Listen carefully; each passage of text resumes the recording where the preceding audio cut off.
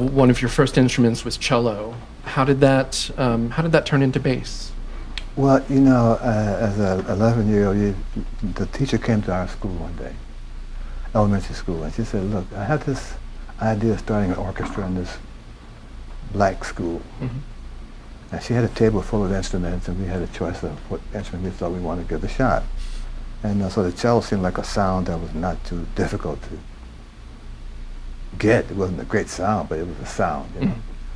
And I played that up through high school, and during the course of my senior year in high school, I realized that the school would be called upon to play T's and functions representing the education, And I wasn't getting the calls I thought I deserved,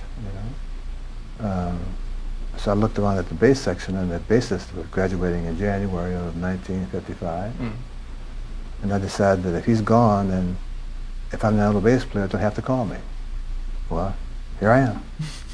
I think as I look back, however many years that was ago, it was 55, 6, 7, 8,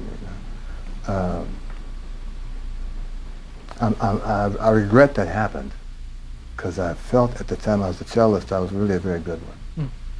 And my hope was to be just a good cello orchestral player, I mean, I heard some solo cellists playing, but that wasn't what I was interested in. I liked the sound of 8 cellists at the same time. Yeah. That sound just stunning, And to feel not having the opportunity to do that, I still have some non-smiling moments, Having said that, I've spent time in my career getting over that, to the extent that I've actually recorded some Bach chorales for any number of basses on a record called Ron Carter Meets Bach, for 2 basses, okay, for 4 basses, for 6 basses, and 1 piece for 8 basses. I've recorded them all by myself. It's a really nice project, and this is my balm. You know that word? I don't. B-A-L-M. It's like a salve. Like a salve, yeah. Yeah, mm-hmm. That's my bandage that reminds me that underneath this bandage is a scar that's not quite gone, but this bandage makes it not so readily available for a hurtful moment.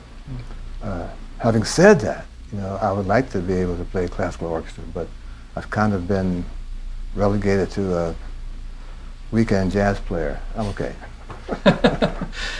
Is the bow still a part of your? Absolutely. Yeah. Yes. It costs extra, but I can do that. Yeah. Can I write you a check? I don't take checks. And God we trust, everybody else cash. But okay. Well said, yeah. And did you ever fall in love with the electric the way you fell in love with? I assume you fell in love with that. Well, I played it decently, but at the time it was becoming available due to Monk Montgomery's insistence with the Lyle Hampton band. Okay. There were guys who were really already ahead of me. They were making a real career playing that, And when I would hear them play, I said, man, those guys are so far ahead of my location. I could play well, but they had another zone going.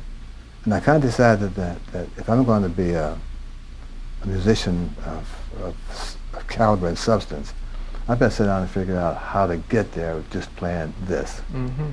And every day I make another discovery. So, I should have done that last week, but now I got it.